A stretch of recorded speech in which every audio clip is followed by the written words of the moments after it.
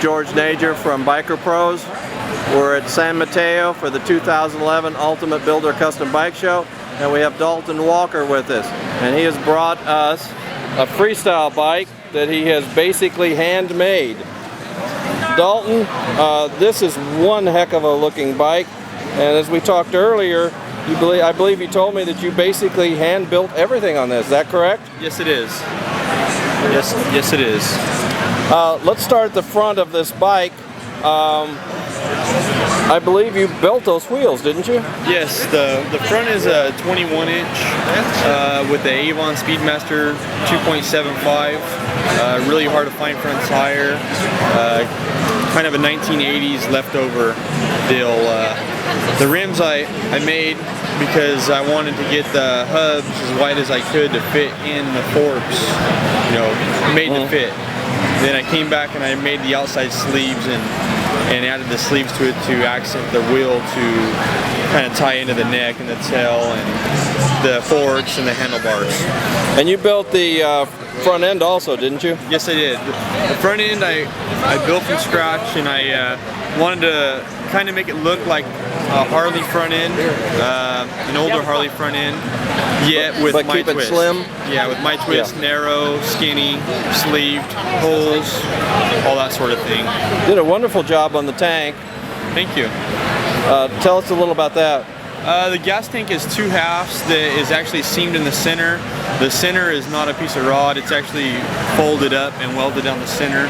Then I came back and made the attachments bolt on with the brass screws, and then built the edges up around that so that they have a Frenched in look. The fender's done the same way also. Let's go to the engine, then I want to talk about the exhaust. That's an outstanding looking exhaust. Not many exhausts fit in between the fender and the frame.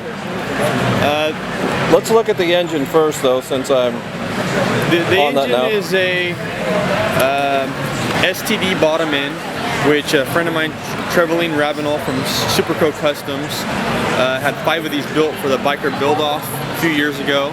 When he heard I was building this project, I was looking for an engine that was a little bit, you know, odd and mismatched. So he called me and we made a deal on it. And he had the bottom end was built, so then all I had to do was build the rest of it, which sounds easy, but finding original knucklehead parts is really hard. Well, that's a vintage top on it, isn't it? Yeah, that's a 1946 knucklehead top end with a manifold that I made.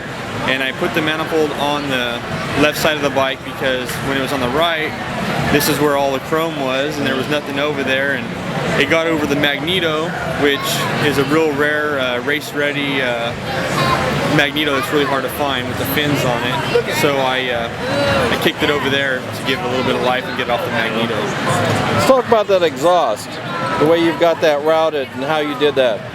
Well, when I first built this frame, I was looking for an odd engine, and I had another engine in mind that was a panhead bottom with a different top end mated to it. And so I made the frame a little bit further out in the front for the generator case. So when I got this motor, I had a little bit of a spot right there. There's a wide area.